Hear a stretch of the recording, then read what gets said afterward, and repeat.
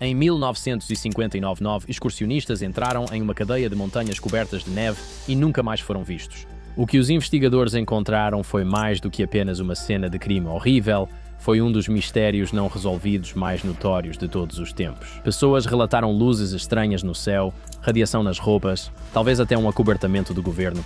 E tudo isso pode parecer ficção científica, mas essa é uma história real. Isso realmente aconteceu nas profundezas da selva russa, e até hoje, o que aconteceu com aqueles 9 excursionistas ainda não foi resolvido, e mesmo assim, muitas teorias existem. Foi o exército russo que fez uma operação que saiu do controle?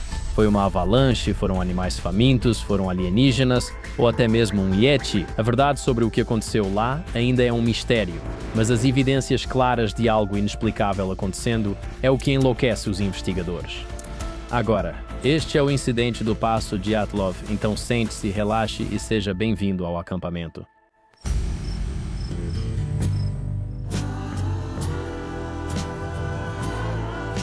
Olá pessoal, bem-vindos de volta ao acampamento. Sou Camp Gagnon e obrigado por virem à minha barraca. Semanalmente exploramos as histórias mais interessantes, fascinantes e polêmicas do mundo e de todas as épocas. Sim, isso aqui é como um replays, acredite se quiser, da vida real que virou programa.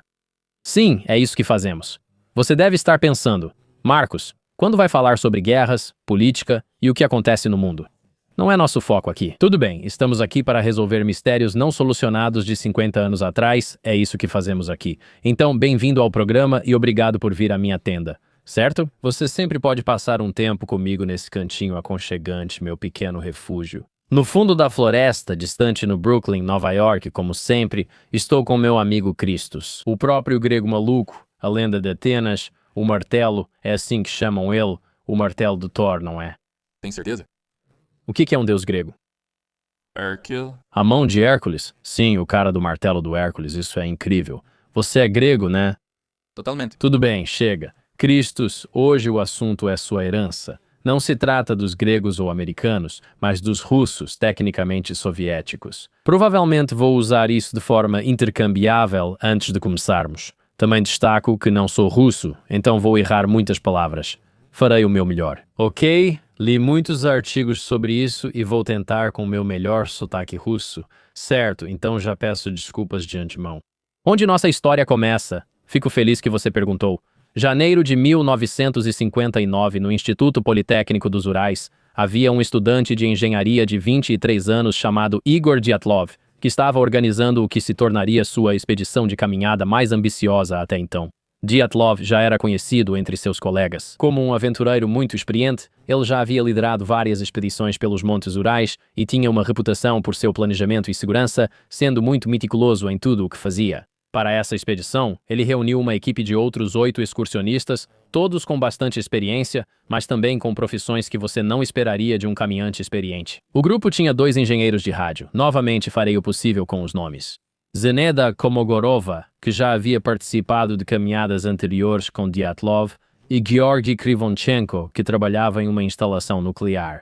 Havia então 2 estudantes de engenharia mecânica, Rustem Slobodin e Nicholas Thibault-Brionel, 2 estudantes de economia, Yuri Doronchenko e Yuri Yudin, e um estudante de engenharia nuclear, Alexander Kolevatov. E por fim, o 9º membro era Alexander Zolotaryov, significativamente mais velho que os demais.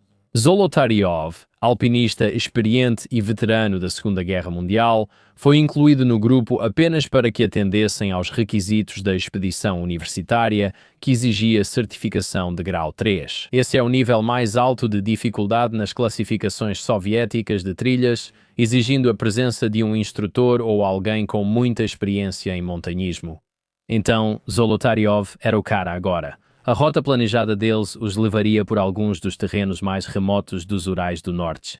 Essa expedição foi planejada para cobrir aproximadamente 300 quilômetros em 16 dias, começando na cidade de Vizay e terminando na vila de Vizay, após percorrer essa região remota e selvagem da União Soviética. Essa rota os levaria por vários picos importantes, com o objetivo principal de alcançar o topo da montanha Ortentin. Após alguns dias de espera, a expedição deles foi aprovada pelo Clube Esportivo do Instituto e registrada junto às autoridades locais. Tudo isso é exigido para uma expedição de trilha séria na União Soviética. Agora Dyatlov enviou planos detalhados, você sabe, e procedimentos de emergência, e o grupo deveria enviar um telegrama confirmando o retorno até 12 de fevereiro. Então, a jornada começa em 23 de janeiro de 1959. Os 9 excursionistas pegaram um trem até a cidade de Sarov. Depois continuaram de ônibus até Vizhai, o último tipo de assentamento habitado antes do deserto. Quando chegaram em Vizhai, eles alugaram um caminhão para ir o mais longe possível na floresta antes de iniciar a caminhada. O grupo estava muito bem equipado para as condições adversas. Eles basicamente sabiam o que iriam enfrentar, ou pelo menos achavam. Eles carregavam uma grande barraca projetada para acampamento de inverno, roupas quentes, comida para toda a expedição, câmeras para documentar a jornada e vários equipamentos padrão de trilha, incluindo machados e facas, ferramentas de navegação, tudo o que você precisa. E no dia 27 de janeiro eles começaram a caminhada a pé. O tempo já estava ficando, difícil, com neve e ventos fortes, mas nada que esse grupo experiente de trilheiros já não tivesse visto antes. Eles fizeram um bom progresso nos primeiros dias, seguindo a rota planejada, e mantiveram o cronograma. Exatamente. Mas no dia 28 de janeiro surgiu a primeira complicação. Yuri Yudin sentiu dores intensas no joelho e nas costas, tornando impossível continuar. Após consultar com Dyatlov e o resto do grupo, eles decidiram que Yudin deveria voltar enquanto ainda podia chegar em segurança. Yudin então voltou sozinho para Vizhai, deixando os outros 8 membros continuarem em direção à montanha Altertin, e essa decisão acabou salvando sua vida. Depois que Yudin partiu, o grupo de 8 continuou a se aprofundar na floresta.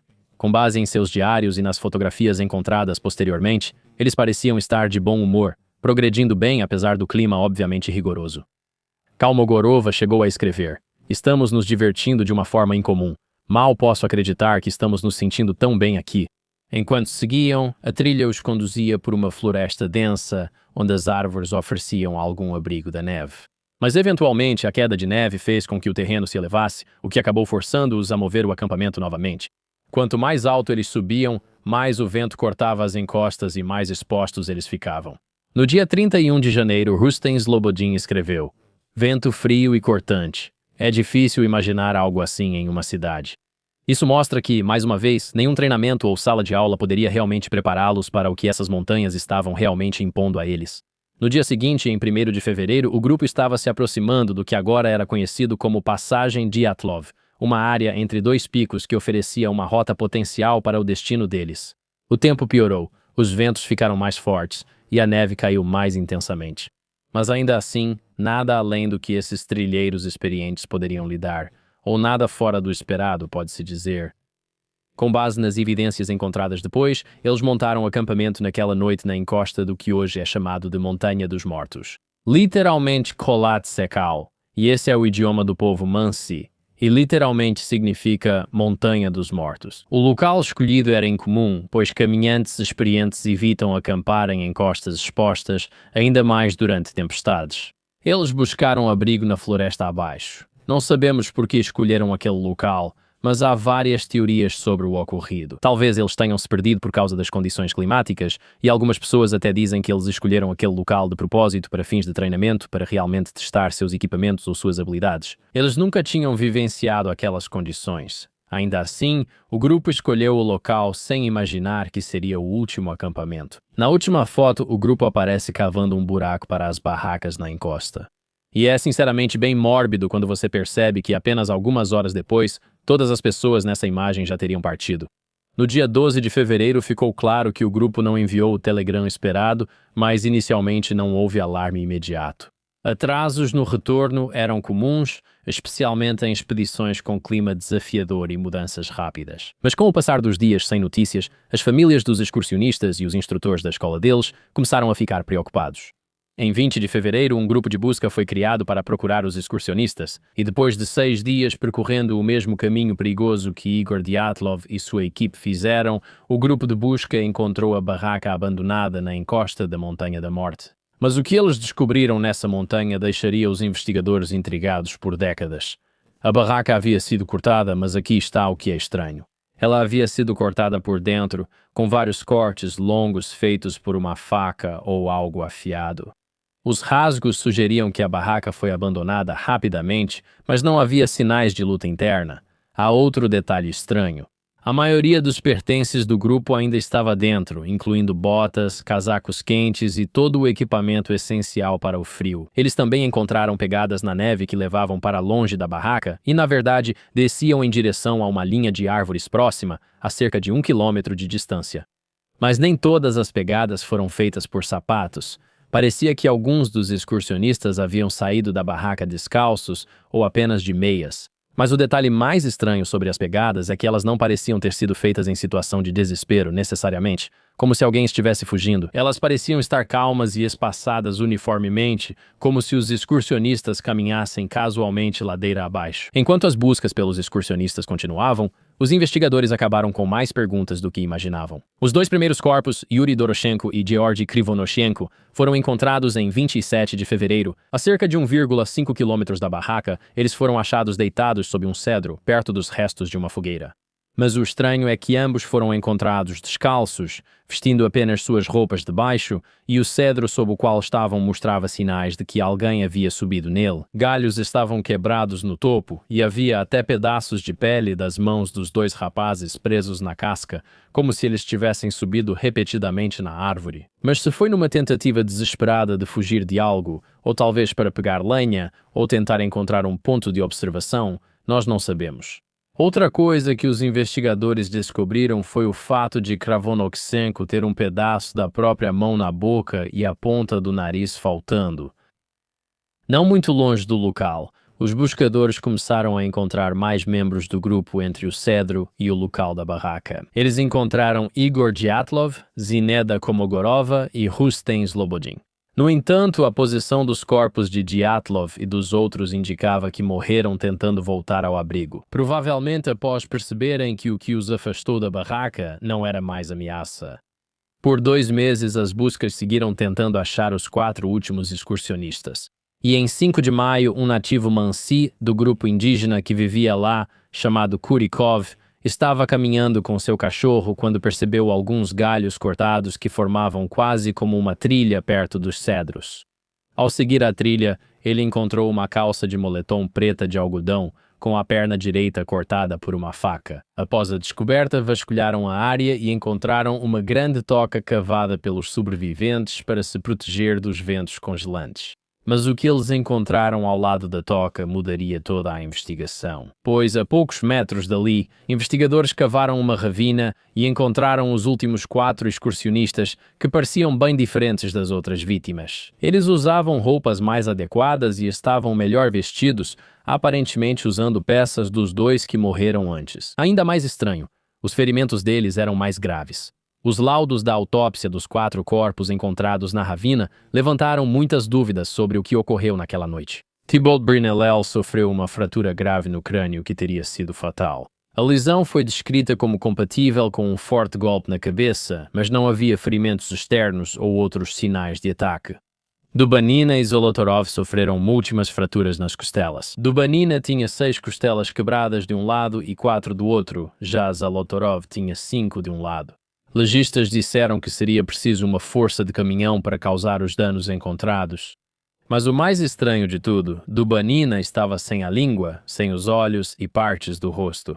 O legista atribuiu isso à decomposição natural ou à ação de animais, considerando que o corpo dela ficou parcialmente submerso na ravina por vários meses. No entanto, Zolotorov também estava sem os olhos, e tanto ele quanto Dubanina apresentavam o que pareciam ser queimaduras químicas na pele exposta e nas roupas. E veja só, talvez uma das partes mais estranhas. Algumas das roupas deles apresentavam níveis elevados de radiação. O que, é claro, só aprofundou o mistério e deixou qualquer pessoa trabalhando nesse caso completamente confusa sobre o que estava acontecendo agora. A investigação oficial soviética concluiu que os excursionistas cortaram a barraca para sair e fugiram para as duras condições do inverno devido a... O relatório chamou de uma força natural irresistível, foi isso que realmente colocaram no relatório. No entanto, a natureza exata dessa força não é realmente especificada de nenhuma forma, e várias coisas, na verdade, complicam a investigação. Primeiro, as equipes de busca já haviam perturbado a cena antes de um exame forense adequado ser feito. E o local remoto tornou extremamente difícil conduzir uma investigação completa, especialmente usando os métodos forenses da década de 1950, O caso foi classificado como sem indícios de atividade criminosa e acabou sendo encerrado em maio de 1959. A causa oficial da morte foi registrada como hipotermia para as 5 primeiras vítimas e uma combinação de hipotermia e trauma físico para as 4 últimas. O promotor principal, Lev Ivanov, revelou depois que recebeu ordens para encerrar o caso e que algumas evidências foram classificadas como sigilosas.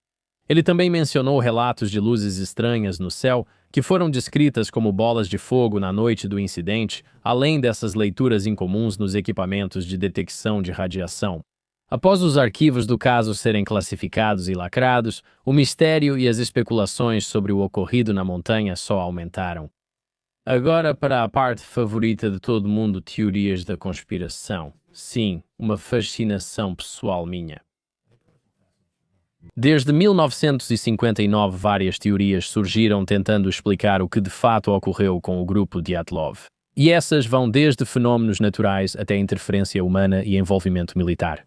Uma das primeiras teorias foi a de avalanche, e algumas pessoas ainda acreditam nisso. Alguns pesquisadores sugerem que uma placa de neve repentina pode ter atingido a barraca, ferindo muitos dos excursionistas e basicamente forçando-os a cortar uma saída. Mas quando os investigadores chegaram ao local, as evidências não batiam exatamente. A barraca estava em uma inclinação de 15 graus, enquanto avalanches costumam ocorrer em inclinações acima de 30 graus. É possível, mas não típico. Não havia sinais de um caminho de deslizamento ou destroços, e o mais impressionante de tudo, as pegadas ainda estavam visíveis na neve. Agora, curiosamente, as teorias sobre OVNIs têm alguma plausibilidade, obviamente, para a comunidade ufológica. Testemunhas de áreas próximas relataram ter visto essas luzes grandes e laranja brilhantes se movendo pelo céu nos dias 1 e 2 de fevereiro, lembra? Até o promotor Ivanov admitiu ter visto essas luzes no céu. Essas teorias sugerem que os excursionistas teriam encontrado algum tipo de nave desconhecida, o que explicaria sua fuga. E as lesões estranhas e a radiação, e você sabe como as lesões são estranhas e meio violentas agora. Mesmo que não sejam OVNIs, o que não são OVNIs. Teorias militares sugerem que o grupo pode ter, talvez, encontrado acidentalmente um teste militar soviético secreto, possivelmente envolvendo armas nucleares ou novas armas. As pessoas não sabiam sobre isso, aeronaves ou qualquer outra coisa, o que explicaria a radiação elevada em algumas roupas e relatos de luzes estranhas. Porém, ao deixar de lado teorias da conspiração e considerar que muitos do grupo trabalharam em instalações nucleares, a contaminação por radiação nas roupas pode ser facilmente explicada. O envolvimento de alguns excursionistas com locais nucleares gerou especulações de que a expedição seria, na verdade, um teste nuclear do governo. E também tem a teoria do Yeti ou aquela coisa do pé grande, que surgiu em parte justamente por causa de quão remoto e isolado é o local. E claro, também tem o folclore russo, que muitos russos e soviéticos da época costumavam comentar. Eles falavam sobre o Menk, que é uma criatura parecida com o Yeti que vivia nas montanhas.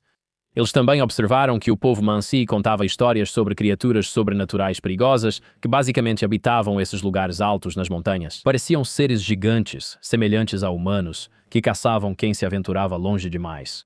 Defensores dessa teoria afirmam que só uma criatura de força enorme poderia causar tais ferimentos externos devido à força massiva envolvida. Algumas pegadas foram descritas como estranhas. Algumas pessoas disseram que eram maiores que pés humanos. Isso provavelmente ocorreu porque eles usavam meias ou calçados mínimos, o que pode ter distorcido a impressão na neve. Agora, uma das últimas imagens tiradas durante a expedição mostra o que algumas pessoas afirmam ser um Yeti. Mas muitas pessoas, você sabe, também afirmam que isso pode ser apenas um dos excursionistas que colocou uma câmera em um tripé e saiu para o enquadramento para tirar uma foto de si mesmo. Veja a foto aqui para contextualizar.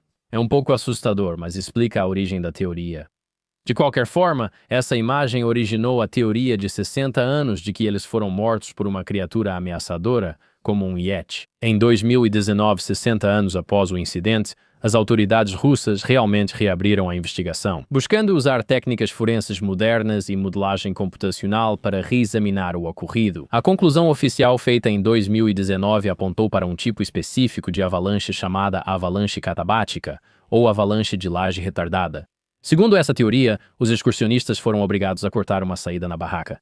Quando ouviram o rompimento da neve ou ela começou a se acumular na barraca, criando risco de colapso ou sufocamento. Os pesquisadores usaram um software de modelagem computacional para mostrar como uma avalanche retardada poderia ocorrer. Horas após os excursionistas montarem o acampamento, algo foi potencialmente desencadeado pela presença deles ou por mudanças no vento. Assim, a versão oficial é esta. Os excursionistas teriam fugido da barraca para evitar serem soterrados. Eles cortaram uma saída e partiram rapidamente, ficando separados e desorientados na escuridão e frio extremo. E os ferimentos encontrados em 4 das vítimas teriam sido resultado da força da avalanche e das quedas na ravina. No entanto, a explicação oficial ainda deixa algumas perguntas sem resposta.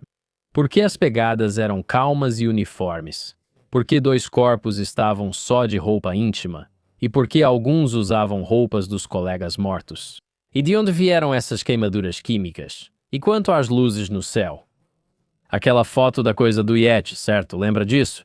Então, o incidente do Passo Dyatlov ainda é um dos mistérios mais estudados e debatidos da história moderna. Quero dizer, você tem essa combinação de esses caminhantes experientes, condições extremas, evidências estranhas, o segredo do governo meio que abafando toda essa história, e isso simplesmente cria a tempestade perfeita para a especulação. O que torna esse caso fascinante é envolver pessoas experientes que deveriam lidar bem com condições de inverno. Mesmo assim, algo fez com que eles abandonassem completamente o abrigo. Agora, o incidente inspirou inúmeros livros e filmes. E hoje, o desfiladeiro onde a barraca foi encontrada foi oficialmente renomeado como Passagem Dyatlov em homenagem ao líder do grupo. E talvez o mais importante, o caso meio que destaca, o quanto a natureza é imprevisível, né? Até mesmo os trilheiros mais experientes com o equipamento certo podem enfrentar essas situações, onde até mesmo um pequeno erro ou um evento estranho e inesperado pode acabar matando você e 8 dos seus amigos. Agora, seja a explicação oficial da avalanche correta ou outros fatores tenham estado envolvidos, 9 trilheiros experientes morreram em circunstâncias que, sinceramente, ainda não conseguimos confirmar até hoje. Hoje, o Passo Dyatlov é um ponto turístico onde visitantes percorrem o mesmo trajeto dos 9 trilheiros. Existe um memorial no exato local onde acharam a barraca do grupo. Todos os anos, pessoas visitam para deixar lembranças e homenagens à memória deles. Agora, o que nós achamos disso? Eu não sei, eu tenho um ótimo site só para constar, dyatlovpass.com, acho que é esse o nome. E lá tem todas as fotos, todas as evidências. Coisas super detalhadas, parece tudo muito minucioso. Mas se você é obcecado por esse caso e acha fascinante, eu recomendaria que você desse uma olhada. Acho que a teoria da avalanche faz mais sentido. Esses caras trabalhavam numa instalação nuclear. Eles podem ter, radiação nas roupas. Isso me parece muito óbvio. Por que os outros estão quase nus? Talvez seja porque acharam os corpos dos amigos mortos e pensaram: estamos com frio e não achamos o acampamento, vamos usar as roupas deles. Por que os galhos estavam quebrados? Talvez alguém tenha tentado subir. Para mim parece normal. O grupo, a avalanche vem, eles são pegos, eles ficam vamos ser esmagados por esse tipo específico de avalanche, isso é bem tenso. Eles não acreditavam que haveria avalanche, pois estavam na encosta certa e achavam que ali não era território de avalanche. Eles não notaram que existe um tipo de avalanche que mata caminhantes exatamente nessa área da montanha. Então acontece, eles pensam, vamos morrer e cortam um caminho para sair. Eles pensam, beleza, vamos só descer um pouco, esperar essa avalanche passar, porque essa avalanche literalmente vai engolir a gente. Se a gente não sair daqui, eles saem, pensam, vamos esperar um pouco, depois a gente volta. O grupo se separa e não acha o caminho de volta. O grupo maior acaba encontrando os 2 caras que estavam de cueca antes, mas naquele momento não estavam. Eles têm jaquetas, pegam as jaquetas, tentam subir na árvore para ver se conseguem encontrar onde está o acampamento deles. Eles não conseguem encontrar, descem e voltam para onde o resto do grupo está. Por que eles estão assim? Eles têm ferimentos e coisas do tipo? Cara, eles estavam literalmente congelando até a morte. Tenho certeza de que em algum momento eles caíram e bateram a cabeça. Por que os olhos deles estão faltando? Animais vieram e comeram os corpos deles. Animais fazem isso? O que eles arrancam? Seus olhos? Sim, cara, essa é a parada toda. Você nunca viu um urubu devorando um gambá. Ah, bem lembrado. É assim que eles ficam aqui, mano. Isso é de graça, um brinde. Sobre a radiação, não tem? Quanto maior a altitude, mais radiação. Então faz sentido. Pergunta interessante. Dá pra checar? Nunca ouvi falar, mas pode ser possível. O que é o Sol? É radiação e você está mais perto dele? Dan, faz sentido, Christos, mas também é tipo, cara, eles trabalham numa instalação nuclear. Né? Oh, Parece tão óbvio. Também me pergunto, que lâmpadas eles usam? Eles têm lanternas com elementos radioativos? Não sei se é possível alimentar uma lanterna com itens radioativos. É apenas minha teoria. Então, de novo, eu sei que todo mundo fala, cara, era uma fera gigante e assustadora. Mas eu penso, provavelmente não, porque ela teria simplesmente destruído eles não teriam escapado, teriam sido mortos. Esse lance da radiação é verdade? pessoas em áreas montanhosas, passageiros e quem viaja de avião experimentam isso? Sim, é. Níveis elevados de radiação. Correto. Me pergunto se eles são estatisticamente ou categoricamente significativos, ou se é o nível certo. Provavelmente dá para achar essa informação no site, que vale a pena conferir. Mas acho que isso é o mais convincente para mim. Tipo aquele teste militar russo, sabe? Eu até li teorias sobre isso dizendo, os militares sabiam que eles iam, então estavam usando eles como cobaias. Eu penso, cara, não tem como o exército usar engenheiros nucleares russos como cobaias. Numa trilha com os amigos só para eliminar eles nas montanhas. Mas se eles vão ser mortos de qualquer jeito, eles não ligam pra pesquisa que foi feita. Por que eles vão matar eles de qualquer jeito? Como assim? Tipo, se vão morrer de qualquer jeito? Você fala da avalanche, do nuclear e da parada militar. Exatamente. Teoria interessante, nunca tinha ouvido. Bingo. Eles realmente os encontram e dizem, não vamos salvá-los, só usar para testes. Mas então os corpos deles não foram atingidos por uma bomba nuclear, os corpos deles foram obliterados, como se o acampamento tivesse sido simplesmente varrido da face da Terra. E eu fico tipo, bom, talvez, mas poxa, eu simplesmente não acredito nisso, sabe? Olha, eu realmente não sei. O que você acha dos sobreviventes pegarem as roupas dos que morreram? Isso é totalmente normal, né? Claro, cara, você está morrendo, está congelando até a morte. Eu pegaria sua camisa, tipo, se eu estivesse com frio, sabe? Quero dizer, você está maluco? Eu sinto frio. É claro, acho que isso é a coisa mais normal do mundo. Tipo, você sabe, desculpa, cara, seria loucura se um deles, tipo, matasse o outro. Se eles dissessem, tipo, ei, vamos te apagar e pegar suas coisas porque eu vou morrer e você... Sabe? Isso seria loucura. Não sei se alguém já levantou essa teoria. Cortando a barraca por dentro. Ao ouvir a avalanche, percebe o gelo se partindo e pensa, algo está acontecendo. Você não tem tempo pra abrir o zíper. Cara, são zíperes de 1950. Você só pensa, estamos prestes a ser engolidos por uma avalanche. Vamos sair daqui. Em vez disso, use uma faca para cortar. Não abra o zíper. Mano, eles estão dormindo com as facas, estão totalmente preparados. Acho que também precisamos olhar para os zíperes dessas barracas. Não é como se você estivesse pensando numa Coleman, sabe? Uma barraca de 2025. Não acho que seja isso que estamos lidando aqui. Acho que são zíperes industriais enormes, talvez com 3 camadas para abrir. Talvez nem seja zíper, pode ser um tipo de amarração. Pode ser um esquema de amarrar. Essa é a questão, cara. Isso é exatamente o que eu faria, na verdade. Podemos checar esse fato? Essa é uma ótima pergunta, porque todo mundo fala, cara, eles cortaram pra sair. Eu fico tipo, eles nem sabiam o que estava acontecendo. Isso é União Soviética dos anos 1950. Eles precisavam ficar aquecidos nas barracas. Eu não acho que eram aquelas barracas de camping pequenas que as pessoas normalmente falam, sabe? Já existia um tipo de zíper desde 1917. Tenho certeza de que eles tinham um zíper reforçado. O zíper dessa barraca é reforçado. É tipo um negócio todo. É um zíper duplo. Esse é meu ponto. Se você estivesse aqui, seria mais rápido zip ou cortar caminho para sair? Se acha que vai ser engolido por uma avalanche? Você está pelado? Tem uma faca do seu lado? O que você faz? Você topa? Sim, diz Chris. Você está acampando, claro, não está pelado, mas de cueca. Porque você usa esses casacos grandes e pesados o dia todo. Você não vai dormir com seu casaco gigante, só vai entrar no saco de dormir, apagar, acordar e seguir em frente. Isso é o mais interessante para mim. Eu realmente acho que agora isso faz mais sentido. O interessante é que as evidências e sua apresentação levam as pessoas a criarem suas próprias teorias. Eles dizem que encontraram os corpos sem olhos, como se algo os tivesse arrancado, mas na verdade, eles só morreram. E também tem os animais, ou as pessoas dizem, eles cortaram a barraca por dentro. O que deve ter acontecido? Uma arma supersônica. E eu fico tipo, uma avalanche, sabe? Isso é de novo aquela coisa da navalha de Occam. A explicação mais provável costuma ser a mais simples. Gosto de teorias da conspiração, mas aqui, se tivesse que apostar minha vida, diria avalanche. Dito isso, que tipo de jovem de 23 anos vai com os amigos fazer uma trilha por 1,5 semanas no pior terreno de todos os tempos? Isso aí eu não faria. Olha só. Eles são soviéticos, porra.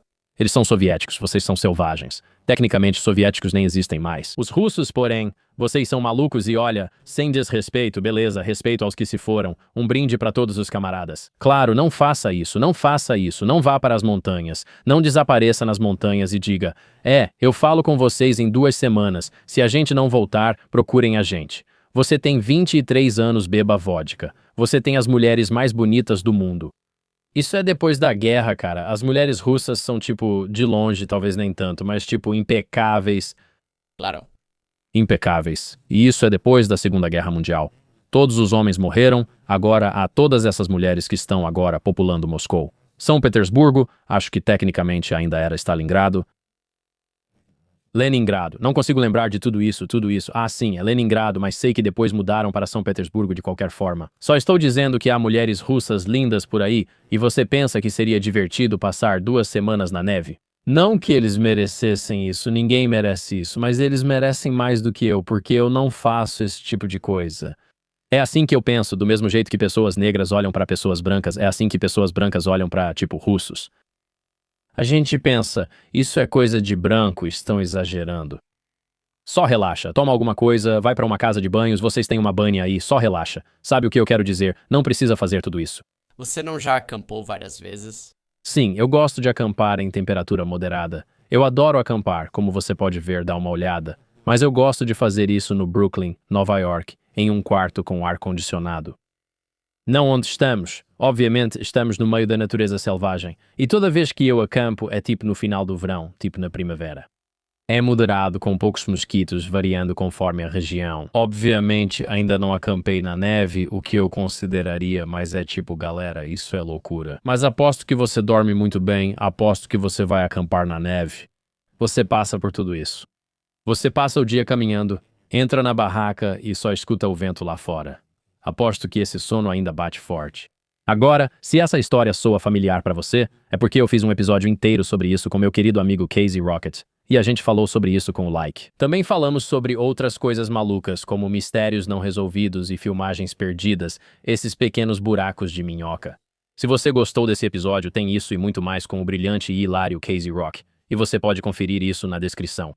E é isso, realmente não tenho mais nada a dizer sobre o Passo de Dyatlov. Tem mais alguma coisa que você gostaria de acrescentar? Cristos. Não. Então é isso. No final das contas, sabe? Ninguém realmente sabe o que está acontecendo, e talvez nunca se saiba ao certo, mas o incidente segue capturando a imaginação. Com certeza capturou a minha. E só nos lembra mais uma vez que algumas perguntas talvez não tenham respostas. Mas isso, senhoras e senhores, é o incidente do Passo de Dyatlov. Se você já conhece isso, se você pesquisou, se já visitou o site inteiro, se já viu outros vídeos sobre o assunto, por favor, me avise. Deixei passar ou errei algo? Tem algo que não aprofundei? Se não conhecia isso, o que aprendeu? Algo chamou sua atenção? Qual sua teoria sobre o que aconteceu? Comente, por favor. Também porque estamos formando uma comunidade muito legal nos comentários. Mas além disso, o comentário mais curtido deste vídeo e de todos os próximos vídeos vai ganhar de graça. Produtos, vamos te presentear, não sei como te encontrar, mas daremos um jeito olhando os comentários. E eu vou enviar um agente diretamente para a sua casa e vamos entregar para você em mãos à força. Isso não é verdade, mas vamos te dar alguns produtos. Comente e ajudaremos, além de poder comprar produtos. Obviamente, Acampamento RD e outros são bem legais. Não esqueça de se inscrever no acampamento de História ou Religião, que tem atrações semelhantes, mas mais específicas. E você pode me encontrar por aí. Mark Gagnon ao vivo. É lá que você pode me encontrar. markgagnonlive.com. Vamos deixar esse link na descrição também. Infelizmente, vou fazer apenas 1 hora perfeita de stand-up comedy. Simplesmente fenomenal. Quero dizer, um presente de Deus, sabe? Filósofos modernos aqui. Se é que posso dizer isso sobre mim mesmo. Digo isso porque, se eu não fizer, ninguém fará. Vai ser um ótimo momento de stand-up comedy. Nós nos divertimos. No final, interajo com a plateia e trago ótimos comediantes de abertura. É um show incrível. As salas ainda são pequenas, sabe? Então venha ter um momento íntimo comigo e me veja na estrada. Eu coloquei todas as minhas datas lá e vou ver vocês no acampamento de História, acampamento de Religião e, claro, aqui no acampamento Gagnon. Obrigado por se juntar a mim na minha barraca e vejo vocês na próxima vez. Valeu!